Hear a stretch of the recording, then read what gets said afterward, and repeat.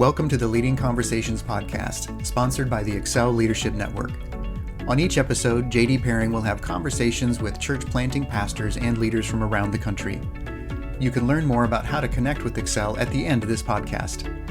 Let's join JD now and listen in on this leading conversation. Welcome to another rendition of Leading Conversations with Excel Leadership Network. Today, we are happy to have the incredible Roy Gruber with us, Mets fan who's living in Utah these days. So thanks for being here, Roy. My pleasure, JD. Thanks for having me. We were just talking about the Juan Soto new signing with the Mets. Give me your take on that. Just Wow. Christmas Day has come early for Mets fans, and it doesn't happen often. So I'm good. I'm set. I don't need anything for Christmas now. My team, it seems like whenever they sign one of those big contracts, it's the kiss of death for that poor player. But hey, let's get into it. Tell us, growing up, how you came to Christ and all that. Yeah. So I was born in northern New Jersey, about 45 minutes west of New York City, to German missionary parents. So my parents are from Germany. They became missionaries, went to the South Pacific. My brother and sister were born there. And then my parents were brought to the U.S. branch of that German-based mission, which is in exotic northern New Jersey. So that's where I was born. I feel like my brother and sister got the best part of that deal, being born in an island in the South Pacific. But yeah, that's where I was born and raised. And so I, grew up going to church. I like to say, when I was a kid, I had a drug problem. I was drugged to church all the time because that's what my parents did. And when I became a teenager, I really imagined the day when I could make my own decision about that and not go. And then it was about age 16, almost 17. I went on a youth retreat. My friend and I, just to tell you where I was at the time, we smuggled beer into this church retreat, and God met me in a very powerful way at a communion service on that youth retreat. And sitting there, I'd heard verses of the Bible, heard the gospel, heard, all kinds of things about faith for my whole life. But in that moment, it became very real, very personal. And I was just sitting there in my seat, and just, I don't know, the conviction, but also the love of God was just, so heavy on me in that moment that it became very personal and very real. So that was the day I crossed the line of faith. Kind of journeyed for a while without a lot of direction or mentorship. And so, my spiritual life was, I was very enamored with the things of God, but I wasn't really growing. And can I ask, just growing up as a missionary kid, did you speak German in the family? Yeah, we spoke German in our home. Both parents spoke German to us. We'd speak German back to my dad. We could speak English back to my mom. So before school, German was my first language. Wow. Do you speak it much today? Ein bisschen, aber es kommt mir nicht mehr so leicht. Yeah, that's a little, but it doesn't come to me so easily anymore. Okay. Was there something your parents did well as just raising a ministry kid? They must have done a great job if you're smuggling beer into the. Yeah, I'll own that 100%. I think in terms of influence and impact on me faith-wise, my mom's faith was joyful. It was genuine. And, I had many arguments in my own mind of why I wanted to walk away from faith. When I imagined that, I would think of the person on an island in the middle of nowhere who'd never heard the gospel, and where do they go and where do they wind up and all of that. But the thing I could not get around was the genuineness and the joyfulness of my mother's faith. And she was the one who really wanted me to go on the youth retreat. I didn't even want to go, but I went because I respected her.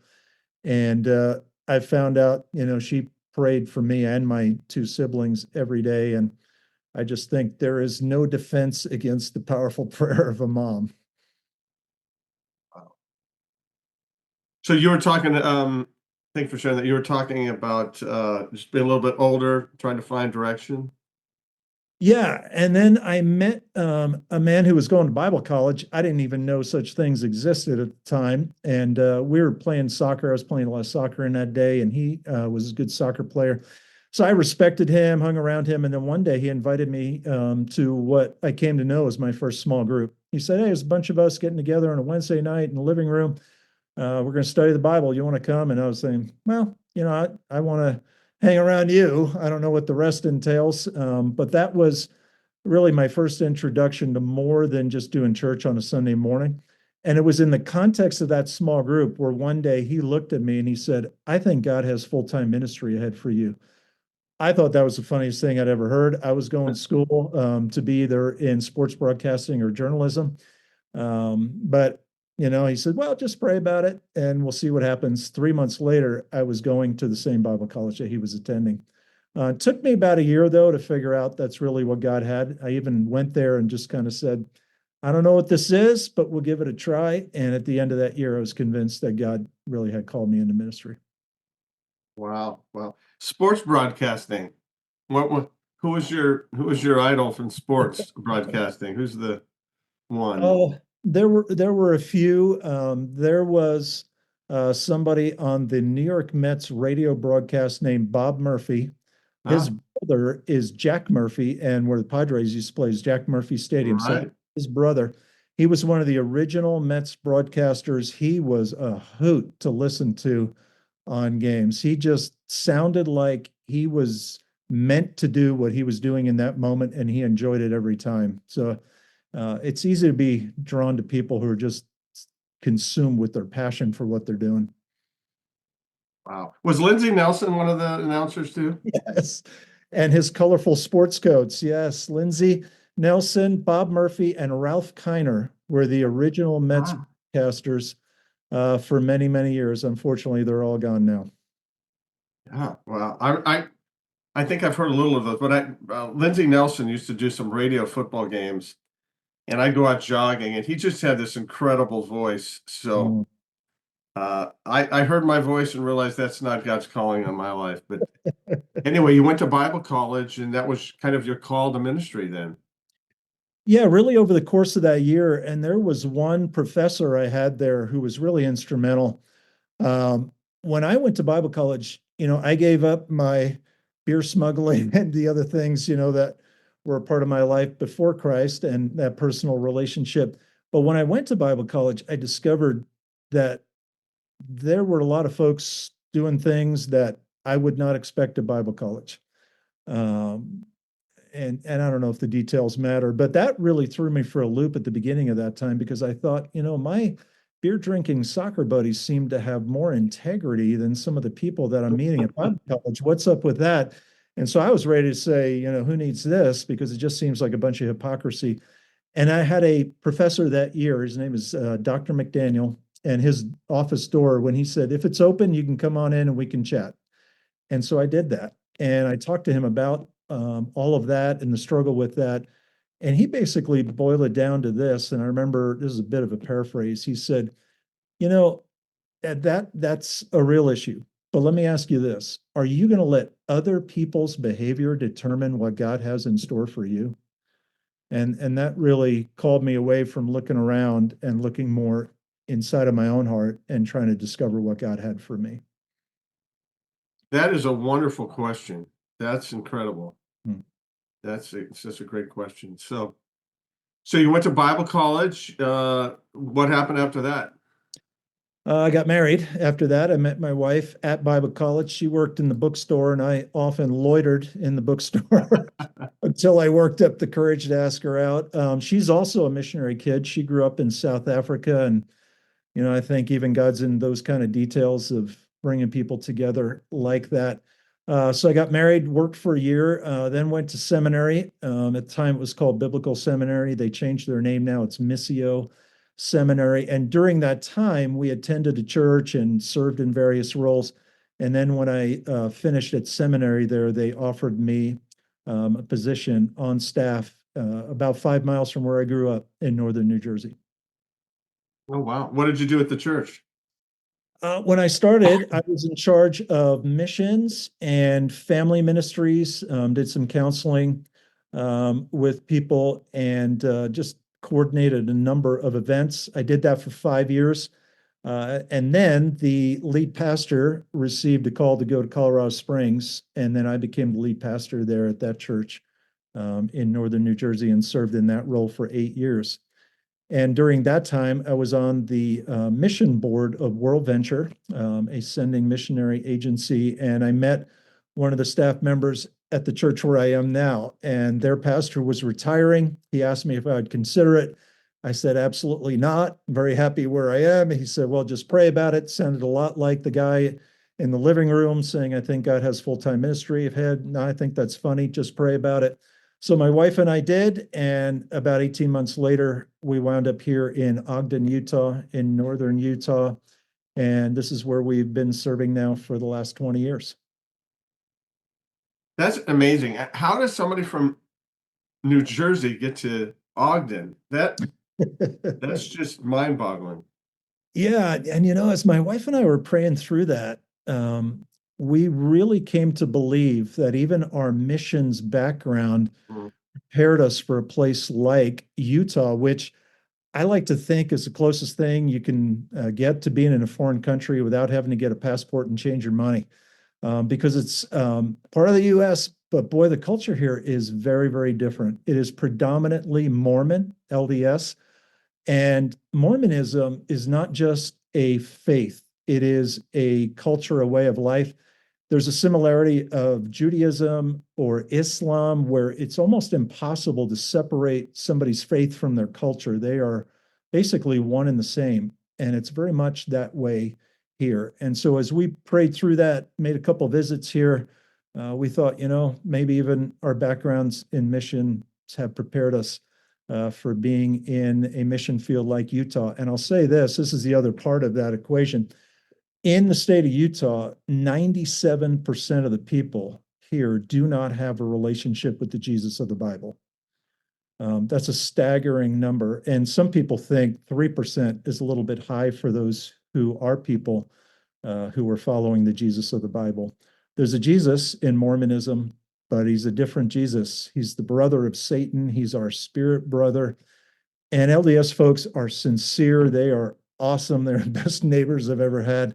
But it's a different faith. It's a different faith. And it's exciting right now to be in a context where a lot of folks who grew up in Mormonism are doing some of their own research and feeling as though a lot of what has been shared with them about the history of their church and the Book of Mormon and things like that have not been accurate. And so they have not given up on God, but many are giving up on their church experience, and they're searching. And so we're seeing a lot of that happening, and it's so exciting. Wow, that does sound exciting. Well, let me just back up. When you moved to Ogden, was there like one or two things that just shocked you about the culture getting there that's just hard to fathom as a New Jersey guy? Yeah, it's definitely a different culture. People are much more polite than they are in New Jersey. The vocabulary is not as raw as it was there. But I think in many ways, it was stepping back in time 20 to 30 years. Places are closed on Sunday. In New Jersey, there was sports on Sunday. You began to compete in the church world with a lot of things that were happening on Sunday, and here it's not.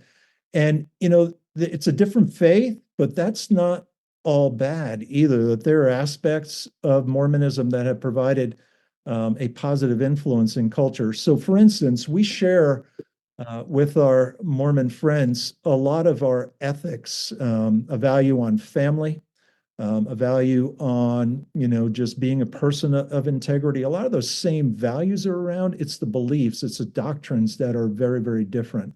So there are many starting points of conversation that are very easy with our Mormon neighbors. And God willing, they lead to just getting respectfully to the place of us talking about the differences and inviting people to check out the Jesus of the Bible. Wow. So how are you reaching Mormons? Yeah, we are engaging our culture here primarily through compassion. We really believe that so much of the New Testament points us in the direction. I was just reading this morning in Romans chapter 13, that to love your neighbor is to fulfill the law of God, in Romans 13, verse 11, I believe. And so what we do is we reach out with compassion. And I'll give you a couple examples. Right now, in the Christmas season, we have, every week between Thanksgiving and Christmas Eve, we do what we call Love Gives. Every week, there is an effort outside of ourselves to serve people either locally or around the world. And a couple examples of that, we have filled boxes for teachers in local schools, and we just give them no strings attached. We have no expectation that they're going to come and attend. We don't, put any sort of strings on it. And people have responded really well to that. We just did an event here this last Saturday where we packed over 270,000 meal packs, dry meal packs for starving kids somewhere around the world. And we thought these were going to be opportunities for our people to serve. What we've discovered is people invite their friends and they show up in droves. And these are people who are not following the Jesus of the Bible. They just hear about those kind of events and they go, I want to be a part of that. I want to pack some meals because the world is hurting, the world is broken. I can't do everything, but I can do something. And I want to join in something that's being done, in a positive way in our broken world. Another example of an ongoing ministry that we do is called God's Garage. And that's where people donate their vehicles. They get a tax write-off. We lease a space, a garage, and we have volunteers who fix those cars up, and then we give them away to single moms, no strings attached. We're coming up on 200 cars given away. Wow. And we have people who volunteer to help in that garage who are not yet people of faith, but they want to be around those kind of events. They get exposed to people who do love Jesus and follow Jesus. And we've seen people come to faith that way. So we're trying to find many ways to engage our culture and our community with compassion and with love. And I think one of the key components to it is no strings attached, that there are no expectations. One of the other things we did, and this is just this story every time I tell it, I don't know if I can get through it without getting emotional here, but we packed some boxes last Valentine's Day, and they were pink boxes, and they were taken to brothels. We're in Utah, right next to Nevada. And from the eastern side of Nevada all the way over to the western side in Reno, there's Route 80 that goes the whole distance, and we're right on Route 80. And we packed all these boxes, and then a team from our church went out and delivered them to brothels, to the workers there. And it was a box that was communicating, you know what, you matter to God, you matter to us, we care about you, and we just want to bless you with a gift. No strings attached. Inside of that box, there was a link to the website, and there were all kinds of gifts. There was one lady who worked as a prostitute in Reno who got a box. There was a devotional inside her box. She started reading the Bible that was also in there and started doing this devotional. And she sent us an email and she said, I have chosen to leave prostitution. I'm now working minimum wage, but I believe God loves me. And I thank you for the gift. And I think God has a new life in store for me. Amazing. So that's just power of compassion. And I've said this to our staff a number of times here that I think compassion is the new evangelism. And it opens the doors. It doesn't automatically mean that somebody puts their faith and trust in Christ, but I think it opens the door to having those kind of conversations, relationships, connections. That's the other thing I think that surprised me here in Utah is event outreach doesn't work here. What does work is relational evangelism, is walking alongside people for the long haul. And compassion opens those doors to relationships into which we just pray God opens a door in somebody's heart and life. That's great. That's great. You're you're thinking about planting another church. How did that happen? Yeah. So when I was in New Jersey, we planted a church there, and we had a large amount of people coming from a particular community to where our church was located, that one seemed like it was just a natural sort of unfolding, that the community that people were coming from, why don't we just put a church there? That church is still going great today. That was, wow, 25 years ago. And that church is doing really well.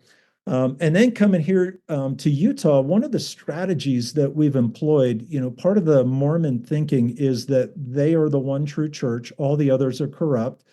And evidence of that to a Mormon community would be that many churches struggle and are small and are on the verge of collapse or are closing. And there are many examples of that. Many of the churches in Utah are small. So here in Utah, to have a church of some size communicates something even just beyond that, that it kind of blows up that category, that myth that exists. So for a while, we have been building our church. We're in the middle of a building program right now to build a new auditorium. Should be finished in September of 25, and that will give us more opportunities. But as we look to the completion of that process of building, we also recognize that build, and there may be a few other things that we can expand, will bring us to the point of maxing out our site here. And then what do we do beyond that? Now, we could move the church. The church has done that once in its history before I became the pastor. We could do that again. Land is harder and harder to find here. But my belief, my conviction, and it's a growing conviction, is that after we max out this site, that we want to start new churches in communities where there are not good, thriving Christian churches. And in Utah, there's quite a few of those. And so there are many of those opportunities. So as we got underway with our building project, I think one of the lead pastor's responsibility is to spend some time living in the future and, just being ahead of issues and not reacting to them, but planning for them. And so we're in the early stages of thinking about that and planning for that. But that's where the idea really originated, is that we're going to max out this site, then what? And my experience tells me that church planning is not only important, but I think it's healthy to a body. And the analogy that I've used with this, and I saw this in New Jersey when we planted that church, I thought when we launched that church, and we sent about 160 people out to start that church on day one, which, I think, is a healthy way to begin a church plant. And I thought, well, we lost 160 people, but that's not what happened. The analogy I use with that is like donating blood. I have O negative blood, it's the universal donor. The Red Cross contacts me at least twice a week for my blood. And I like to donate blood. And when I do, I was sitting there the last time, and when they picked up the bag into which the blood went, I thought, wow, that's a lot. But 6 weeks later, a healthy body has replenished what was taken out. And I discovered in that church plant in New Jersey, that's how the body of Christ works too, that we think we might be giving something, but really we're not. A healthy body replenishes that. And it's actually healthy for a body to donate blood. And I believe that analogy has many ways in which it corresponds to church planting, because I think a healthy church body not only replenishes the people that go and become a part of a new church, but I think it also just makes that body healthier, the one that has cast that vision and carried that out and just been a part of something bigger than itself, and that is the kingdom of God. So if you're looking for blood, contact Roy Gruber, Ogden, Utah. That's all the address you'll need. So, hey, I really appreciate what you're doing. I appreciate your heart for planting and just expanding. You're doing a great job there in Utah. Give us a leadership tip or two. The things I've learned the hard way, I would say, first of all, lead yourself before you lead others. And I think in ministry, we can pour all of our energies into everybody else and administration and all the projects that are there. But I learned the hard way that can get you pretty empty pretty quickly. And so I think self-leadership even needs to become before leading others. And I think to fuel our own hearts and lives and our spiritual life, and what we do, we're in the Bible every week, as a primary communicator.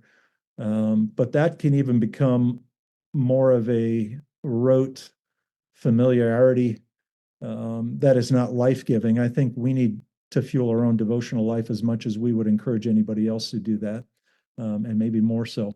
And maybe that leads into the second tip, and this is something I heard a long time ago, and I can't remember the pastor who said it, but it's not original to me. He said, "Leaders are the example, not the exception." And I think sometimes in this era of a crisis in leadership, that there needs to be an example of integrity and a willingness to do what we're asking people to do, and not to think that that's for other people, but not for ourselves. And so, yeah, I think we need to practice what we preach, and not think that we get special exception. I think instead we need to set the example for what we're inviting people to be a part of. Those are really, really good. You mentioned leading yourself and your devotional life. Can you tell us what you do? What are you doing to make that life-giving? Yeah. I like to read through the Bible in a year, and right now I'm using an app that gives me the reading plan throughout the whole year, and then gives me devotional thoughts on those readings, and that's called the Bible Recap. And it is surprisingly one of the 5 most popular apps right now in the United States is the Bible Recap. Joe Wow. Rogan's way up there and some others, and the Bible Recap is as well. Now, this next year, I also like to change it up. So I'm going to go through the Bible again. But next year, I'm going to do it with Nikki and Pippa Gumble, who started the Alpha course. And so they have a through the year app as well. I think technology has made fueling our devotional life as easy an opportunity as it's ever been. It's just a matter of whether or not we're going to do it. Wow, that sounds good. I haven't heard of that. The Bible Recap. The Bible Recap, Tara Lee Cobbler is her name, and she does a great job. Here's the number one thing that I hear from people who come on Sunday mornings. They go, "Oh, it's so great to be here. When I read the Bible, I don't understand it." Well, the Bible Recap explains some of the challenging issues that there might be in passages, but then also gives some devotional thoughts as well. And it's about 10, 12 minutes. And so you read 10 to 15 minutes. It's under a half an hour, and it has been a great blessing through this year, coming to the end of it now. That is good to know. That's good to know. Hey, I don't know when the podcast will come out, but right now we're heading into the holidays. What's Christmas like in Utah? Christmas is not the biggest holiday in Utah. Halloween is crazy in Utah. Are People you serious? love Halloween. I mean, people spend thousands of dollars. Entire front yards are set up like cemeteries or skeletons that look like they're climbing up the side of homes. Yeah, they go all out for that.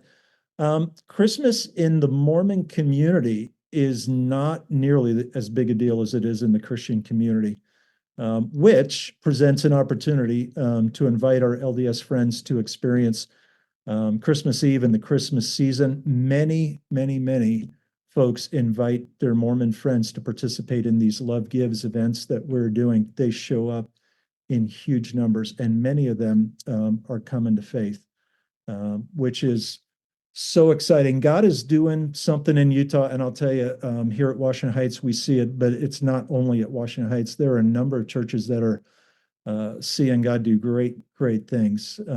So it's a season of opportunity here. But Christmas is downplayed to a great deal, and so is Easter. Easter is almost a non-event, and again, it's one of those surprising differences in the Mormon culture. The cross of Christ and Jesus shedding his blood and being tortured and all of that. In LDS theology, they believe that Jesus made his sacrifice in the Garden of Gethsemane. And isn't it interesting that it keeps really the focus off of the cross and puts it elsewhere? So it's a different faith. There are many people who are wondering about that, asking questions about that, and searching. And what a privilege it is to be able to point to Jesus. Wow. I was not aware of that. So, hey, can we end with, do you have one story of a Mormon person coming to Jesus? Yeah, yeah. So my wife and I, after our services, we are in what we call the meet and greet room. So we invite people, hey, if you're new here or you and I have never had the opportunity to say hi, please stop by after the service. It won't keep you long. We just like to get to know you on a first name basis. The room's big, a lot of people here, but we want this to feel like family. Well, one day a woman walks in, she's got her head down. She just looks, like she's got the weight of the world on her shoulders. And she tells us, this is another story of a hard time getting through. She tells us on that day, which happens to be Mother's Day, she says, my husband, who is staunch LDS, asked me a few weeks ago, what do you want for Mother's Day? My kids had come to an event here and they just couldn't stop talking about coming to that kids event. And can we go back to that church? Can we go back to that church? And it made me wonder, I'd never been in a church but a Mormon church. Why would kids be so excited? They're not excited to go to our church. Why do they want to go back to this church? So she said, what I would like for my Mother's Day gift is to be able to go to that church. And so that day, that was her living her gift of coming to the church on Mother's Day. And she came in and told my wife and I about that. We prayed for her. I couldn't get through the prayer. My wife had to finish the prayer because it was so emotional to me that I thought, my goodness, I, grew up with it and wanted to walk away from it. Here's somebody who took the opportunity to receive a gift, and what she asked for was going to church. So we pray for her, and she walks out. We don't see her for a while. She walks back in 6 months later, and she's a different person. And she's got her head up, and she is beaming. And she couldn't wait to come and tell my wife and I that my husband is letting me now come every other week, and we still go to the Mormon church in between on those off weeks, but then I'm coming here in the other weeks and he's letting me bring the kids. And just so you know, I put my trust in Christ. And so that was exciting. And we celebrated and we prayed again and got emotional again. And we see her leave, and she comes back in about 3 weeks later. And now she's holding hands with her husband who is coming. And we met him and we prayed for both of them and for their family. We see them leave. He continues to be here. I don't know to this point if he's crossed the line of faith. She has, her children have. They've all been baptized, not the husband, but the wife and the children. But it's those kind of stories where they unfold over the span of time. Again, it's a relational thing. It happens over time. But that is one of many stories of LDS people who are seeing the difference when they are looking for the Jesus of the Bible and the grace that is found there. Because Mormonism at its heart and soul is a works-based faith. There's the word grace, but it is after all that you can do. And so like every other works-based faith in the world, Mormonism, at the end of the day, it's up to you to accomplish your salvation. And they are often blown away, highly emotional when they discover that Jesus has accomplished everything necessary for a relationship with him. Thank you so much. Thanks for sharing that story. That's just inspiring. And, it's amazing. God's working. He's working everywhere. He's even working in Utah. Hey, thanks, Roy. Thanks for being on with us. Thanks for what you're doing. It's amazing to see you leading front line there. Your missionary background, God has brought you and your wife to this. This is wonderful. So thanks so much. Appreciate you being on the podcast today. Thank you, JD. Glad to be connected with you, and thanks for your help in what we're doing here. Thanks for joining the Leading Conversations podcast. We hope that you found it both helpful and encouraging. At Excel Leadership Network, our focus is on the church planter rather than the church. If you'd like to find out more about us, visit our webpage at excelnetwork.org. Don't forget to subscribe to this podcast so you don't miss any future episodes. See you next time with another Leading Conversation.